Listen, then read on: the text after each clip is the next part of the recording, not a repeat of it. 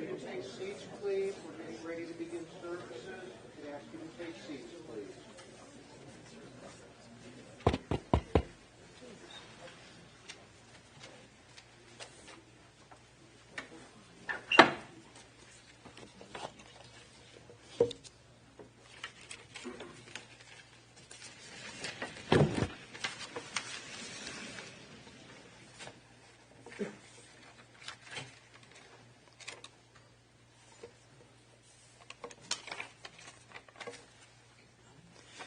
Mizmor LeDavid, Adonai mi yagur be'holecha, mi yishgon behar kodshecha.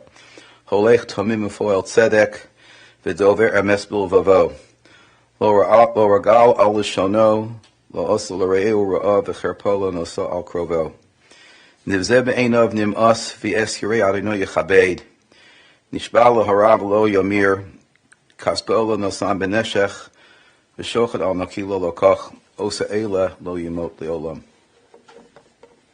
We are here this morning to pay our kavod achron, our respects, to an individual who in his own way, in his own quiet, unassuming way, really touched the lives of many, many people. Arthur Rutman, Usher Ben Shlomo, a blessed memory, grew up in Cleveland, was born to Sam and Ida Rutman, long-time Cleveland family. Arthur spent many years of his life in the family wine business in Cleveland, and touched many lives.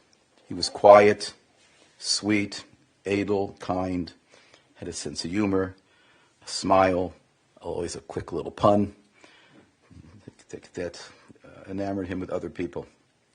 But family was the most important thing to him. He loved his family, and his family reciprocated that love to him as well. Very well, very, very, very endeared to everyone who knew him, everyone who came in contact with him. Our rabbis tell us there are three kessers, three crowns. There's the crown of Torah, the crown of Malchus, of kingship, and the crown of Kahuna. Three very special crowns. Many people possess the crown of Torah. To possess the crown of Malchus, one has to be born into that family. Kahuna, one has to be in the family of Kohanim. But then the Mishnah tells us, the Keser Shem Tov, Ola Al Kulam, the person who has a good name, who is well respected, person of fine character, rises above all of them. That's the kind of person that Arthur was in his own quiet, unassuming way. He was the kind of person you saw him. Sometimes we all saw him in the stores, sometimes at Heinen's or other places. And he always had a smile.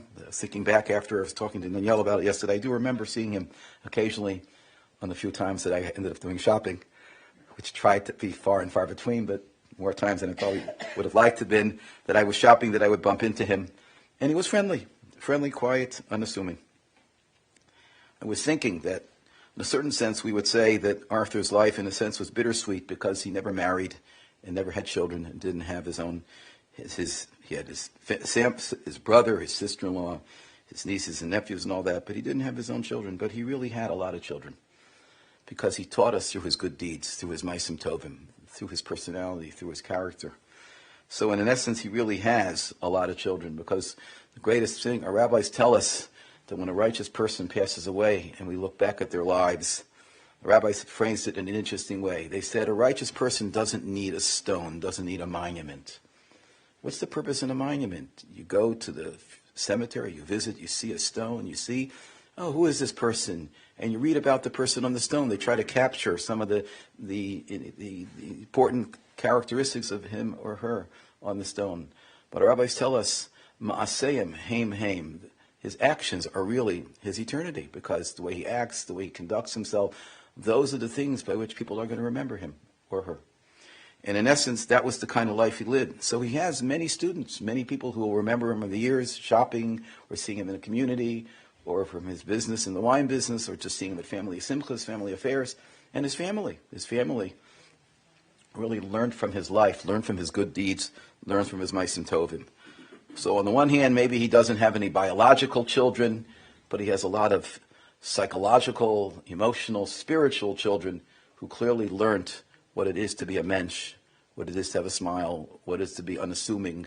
That's the kind of individual he was. Yehi zichro baruch, his memory be a source of blessing to all those who knew him and loved him. His family was so important to him, and he was so important to them. and his memory should live on, I'd like to ask his niece Danielle to share some words, share some personal reflections about her uncle.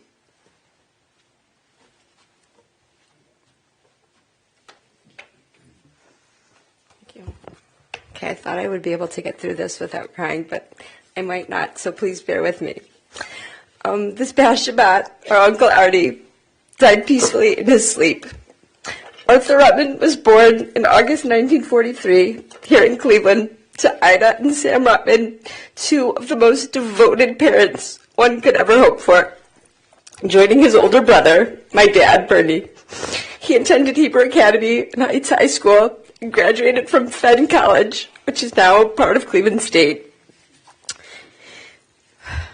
After college, he began working at our family business, Rutman Wine Company, eventually becoming vice president. When the company was sold, he became a wine salesman for Heidelberg Distributing Company, and many of you would bump into him stocking the shelves in the wine department at Heinen's. Uncle Artie never married, and as a result, we were the apple of his eye. He loved us fiercely, and he remembered every detail of our lives. Every year on my birthday, he would recount the day of my birth in vivid detail, sometimes even remembering the price of gas that day. He saved every school picture that was taken of us, ever. He took immense pride and pleasure in each of our accomplishments. He loved us absolutely unconditionally, and that love extended to each of our Jeffs as we married, and each of our children when they were born. He loved nothing more than to hear stories about what our kids were up to. He loved family above all else and was indeed the family historian. He loved to keep our family history alive by sharing stories and pictures. Uncle Artie was a fixture at Yom Tov meals, and he never showed up without a handful of fascinating old photos or articles to share with us. In more recent years, he loved seeing photos and hearing about his great-great-nephews, many of whom were named for his beloved brother. It was not just our immediate family that he cherished, though. When we were moving him to Myers last year, we found a bencher from our cousin Ari's picture at and our cousin Sandy's hospital photo.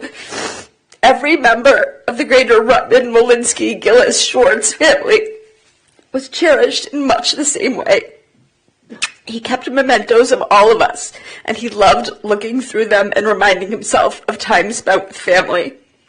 He had a remarkably sophisticated sense of humor, and he was always quick with a pun or a witty remark.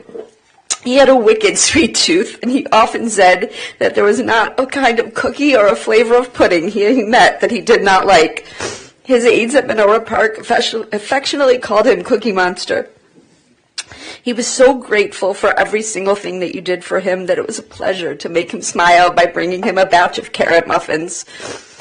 He also had a love of cholent, but after his doctor told him that it was not good for him, he told me, "I've made myself a taina. I can only have cholent if I'm related to the person making the kiddush." As long as he was with family, he had a giant smile on his face and was happy. Some of his great nieces and nephews had some memories that they wanted me to share. Aidan remembered that every time you saw Uncle Artie, he would greet you with a smile and a hug, and no matter what, made you feel like $1,000,000. His kindness and love were consistent, and nothing could take that away from him. We'll greatly miss Uncle Artie, but we'll always make sure to keep baking carrot muffins for him so he can enjoy them with his brother again. Ethan recalled, he was just the sweetest guy, always so happy and excited to see us, always with a really big kiss, too. He had a world of stories and memories to share every time we saw him, and it always made us so happy to share them with us. Emma recounted that Uncle Artie was a very sweet man. Whenever I would come to visit Cleveland, he would bring pictures or keepsakes that belonged to my Grandma Ida, my namesake. He always went out of his way to show me things and teach me about our family, telling me stories. I would say he was a Rutman historian, a true expert about our family, and always willing to impart our family history and values on the next generation. My brother-in-law, Jeff Harris, remembered, even though Uncle Artie was never seeking to be the center of attention, his smile always lit up the room when he was together with his family. His love of his nieces, nephews, great-nieces, and nephews was contagious and so obvious. We will miss seeing that very much. Lastly, from Jeff Harris. I will miss kibitzing with him about wine, what we were drinking, what we should be drinking, and seeing his face light up when wine was the topic of conversation. He will be very much missed and never forgotten.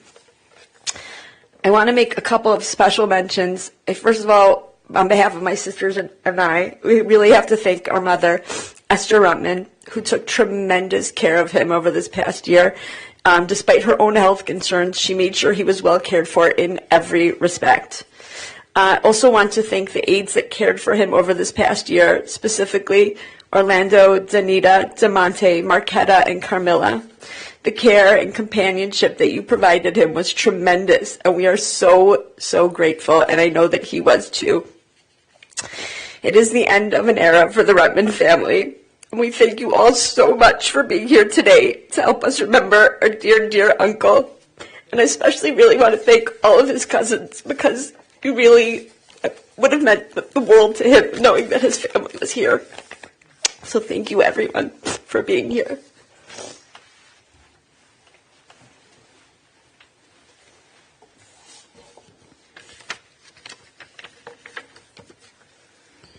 Mizmor LeDavid Adonai Roi Lo Echsor Bina Seshi Arbitzeni Amei Menuchas Yinahaleni Nashi Yeshovi Kamchevi Magli Tzedek Lam Shemo Gam Ki Elech Vizgates Hamobes Lo Irora Ki Ata Yimadi Shiftecha Umishantecha Hema Yanachamuni Taroch Vani Shulchan Neged Sororoi Tishanta B'Shem Roshi Kosi Revaya Ach Tov Achesed Yerdefuni Kol Yemei Chayoi B'Shabti B'Veis Adonai L'Orech Yamim.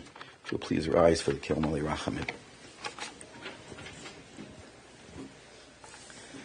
El Malay Rachamim Shochein Bameromim Hametei Menucha Nechona Al Kantvei HaShechina V'Ma'alos Kedoshim Utarim Kazor Harakia Mazirim Es Nishmas Osher Ben Shlomo Shahalach Liolamo Babur Shodim Yispalim Araskaras Nishmaso Began Eden Teheminu Chaso Lachem Balarachamim Yasireh B'Sefer Kenafar Olamim Bitzror Achayim Es Nishmaso Adonai Hu Nachalaso V'Nuach V'Shalom Al Mishkavo V'Nomar Amen. You may be seated.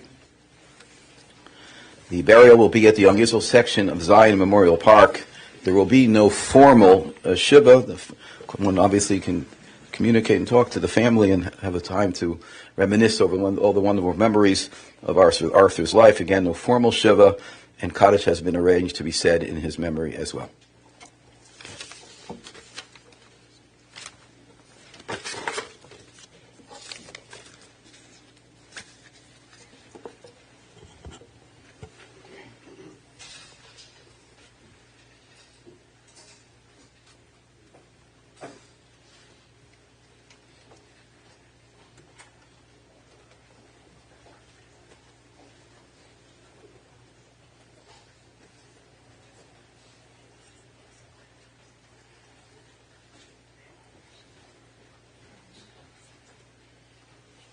Are there any gentlemen going to the cemetery who could act as pallbearers?